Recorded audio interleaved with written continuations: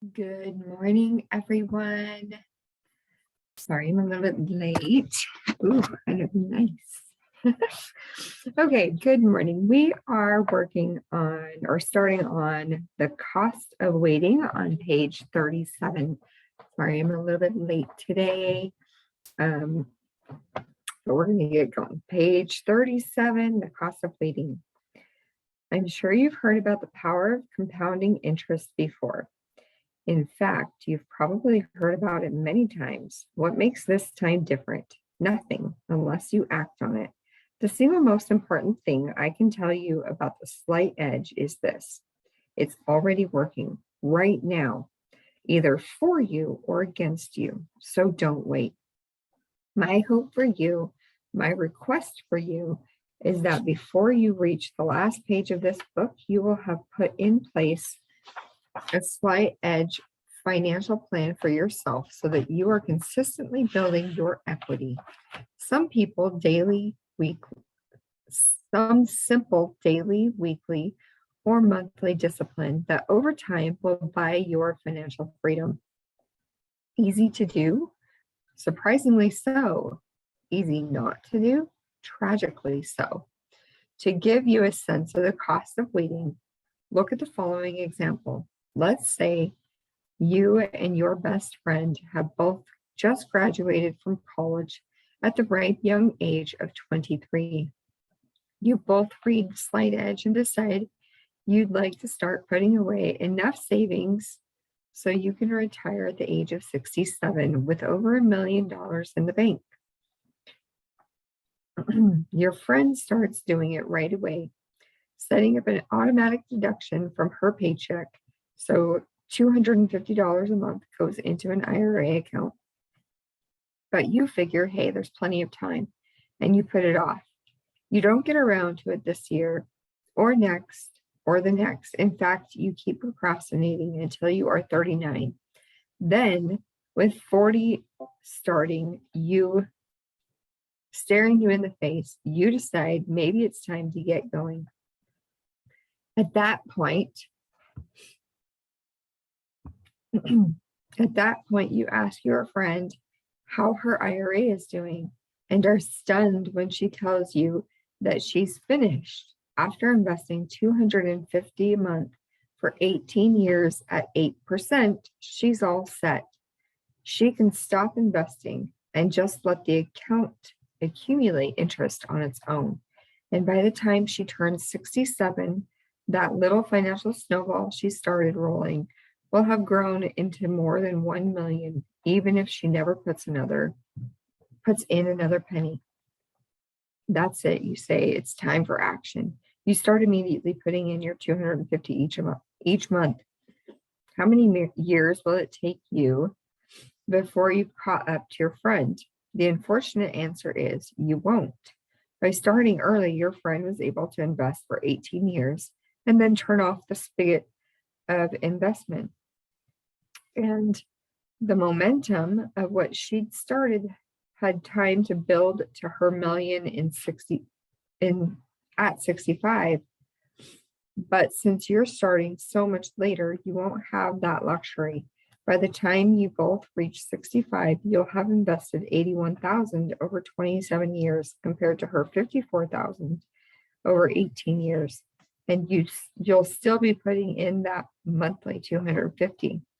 You'll have ended up with just over $250,000 the million she has stashed away. But what if I'm not 23? What if I'm 43 or 63? Does that mean I've missed the boat? Are you saying it's too late for me? Not at all. You're never too old, and it's never too late to start applying slight edge tactics to achieve your dreams, financial and otherwise. In fact, best-selling author David Bach has written an excellent book titled Start Late, Finish Rich, addressing exactly that issue. Like all the other books I list in the appendix, it's a great companion to the slight edge. My point is simply that there is a cost to waiting. It's never too late to start. It's always too late to wait. The other side of the slight edge. Your friends are IRA turning into $1 million plus at retirement. My mom's savings slowly compounding like the boy's penny doubling. The tiny water hyacinth blossom multiplying, the frog's little paddling movements that eventually turned cream into butter. These are all the examples of how the slight edge can over time yield wonderfully positive results in our lives. But that's not the whole story, because it works the other way too. Doing those simple daily disciplines was exactly the reason and only reason that I had graduated from business school at the top of my class and had that early success in management. But then there was the other half of the roller coaster equation. During those times when I was slipping from survival back toward failure, I had stopped doing those simple daily disciplines. That was the reason, and the only reason, that I had kept slipping back into failure. I was making little everyday choices that seemed harmless and innocent enough, but without my realizing it, they were pulling me back down toward failure. That's why my life had felt like that agonizing lament from The Godfather Part 3, when the Al Pacino character says, "Just when I thought I was out, they pull me back in." This diagram shows two different kinds of impact the slight edge can have on your life, depending on whether you understand and apply it or don't. If you'll notice, these two paths are exactly the same as the two different directions of the roller coaster diagram. That is, this is the early sine wave chart, only with two pieces broken out and extended over time.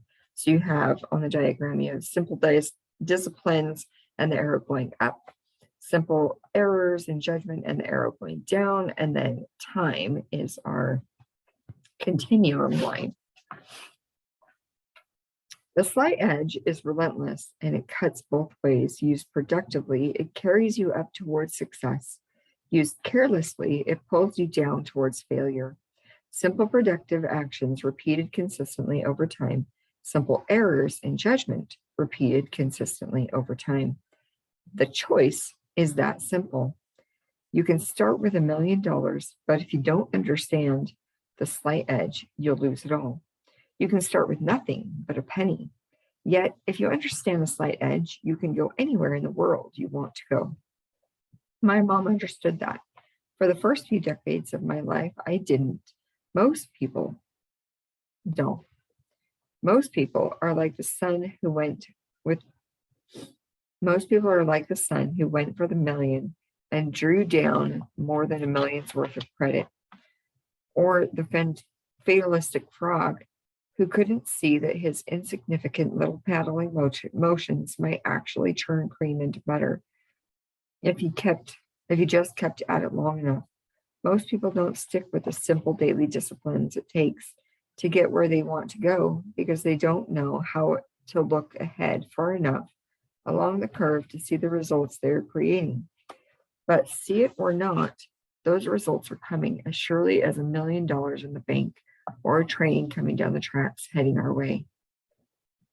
The father's gift. When the wealthy man told his sons he was giving them a gift, the second boy thought the gift was money.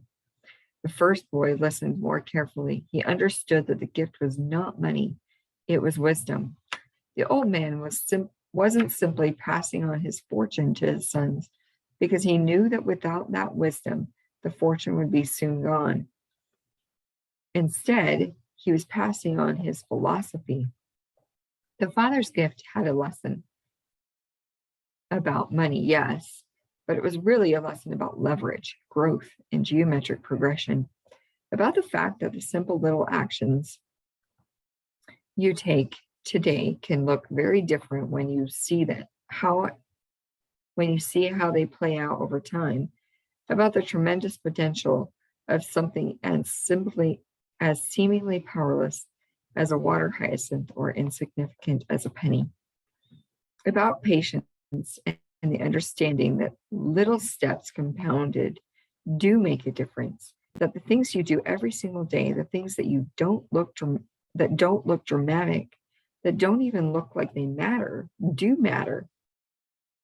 That they not only have a difference, make a difference, they make all the difference. About having faith in the process of simple, positive actions repeated over time. The faith that miracles do happen if you know when to trust the process and keep churning the cream. It was a lesson about the slight edge and how it can transform your life.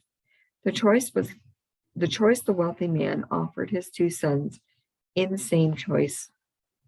the same choice the world offers every one of us at every moment of our lives. A rich and growing circle of friends or deepening loneliness and alienation, vibrant and abundant vitality or progressively declining health, success or failure, happiness or misery, fulfillment or despair, millionaire or beach bum. You are making that choice every day, every hour, and that impact of those choices, for better or for worse, will spread out over the surface of your life like a thick blanket of water hyacinth. The slight edge is your guide to the wealthy man's gift. It will help you learn habits of thought and action that will allow you to choose wisely, to choose the penny doubled every time and not be swayed by the allure of the easy million credit line. It will keep you paddling until your cream becomes butter. It will give you the power to choose whatever hyacinths you want to plant in your life. Be they pennies and dollars, smiles and encouraging words, friendships and relationships, careers and accomplishments, so that you may blanket the surface of your life's pond with the blossoms of your choice. Okay, I'm going to stop on page 43, the personal stories from the Slight Edge readers. Hope you guys have a great day. Talk to you all later.